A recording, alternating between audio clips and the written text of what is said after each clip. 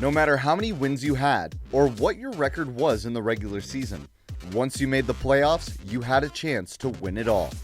Regardless of seeding, several teams have shaken off rough starts to make historic playoff runs. Here are the top 5 underdog playoff runs in League of Legends history. Number 5. In 2016 spring, TSM had their worst regular season result ever, with Yellowstar joining the team as support and Doublelift becoming the new AD carry. The roster took a while to come together. After a decent start, TSM dropped their final 3 games of the split to finish 6th at 9-9, but in the playoffs they found their stride. They shook off Cloud9 in 4 games before upsetting the highly hyped Immortals in a clean 3-0 sweep. Meeting up against rival CLG in the finals, TSM made it all the way to Game 5, but came up just short. Number 4. In 2015 spring, the Unicorns of Love made their LCS debut. Already with a lot of hype due to their unique style of play and champion picks, UOL made an early splash with several exciting LCS games. However, their first regular season split had mixed results as they finished with an even 9-9 record with low playoff expectations. But with the Unicorns, you never knew what to expect. First, they handled Gambit in a 3-1 series before knocking down number 1 seed SK Gaming in a crazy 5-game series. Going for Sven. Oh, he's dropped so low. Wild Growth keeps him up. Freddy's trying to get in the back line. Vardax is there. Shockwave gets out to Fox, but now Fox throws down the death mark. He's the first one to fall. They're going to get Freddy next. I think they've done it. Unicorns of Love are turning up to Enrated. They've got Forgiven. That's it. SK Gaming. The Unicorns of Love prove that unicorns do exist. They are going to Madrid to face Fnatic. In their rookie split, UOL made it all the way to the finals and came incredibly close to another upset against Fnatic. Second ain't bad for your first ever split. Number 3.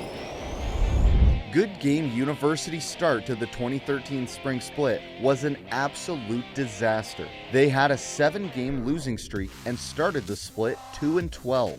When Daydream joined the roster, everything seemed to click, as they went 9-5 down the stretch to secure the 6th playoff spot. Even with a strong finish, no one gave Good Game University much of a chance. Nonetheless, GGU got to the finals after winning 3 game sets against Dignitas and Curse. Once again, they were incredibly heavy underdogs to TSM, but managed to force a Game 5. They are still going to fight this. Nintendo once again gets the ball. He gets chopped down by the odd one. No chance there. Mashme is trying to run them out of the base. He says, follow me. Not the Nexus, but it looks too good for TSM right now. This is going to be it for TSM. I think we have our champions. There it is. TSM in Game 5. Looks to be your North American LCS Spring Champions. They take down the Nexus and the title. Number 2. In 2015, Taiwan, Hong Kong, and Macau got an exclusive league, the LMS. AHQ eSports stomped their way through qualifiers to join the league.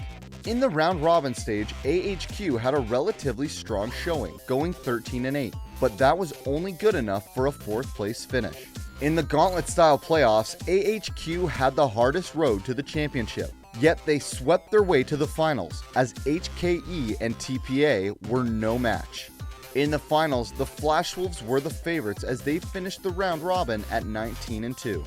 However, AHQ seemed destined to hoist the trophy as it only took 4 games to conquer Flash Wolves. Number 1. None of the previous playoff runs hold up to what LGD accomplished in 2015 summer. In the regular season, LPL had a best-of-2 system, and LGD finished with a game score of 24-20. Only winning 6 sets, LGD finished in 5th and would have to win 4 playoff rounds in order to win the split.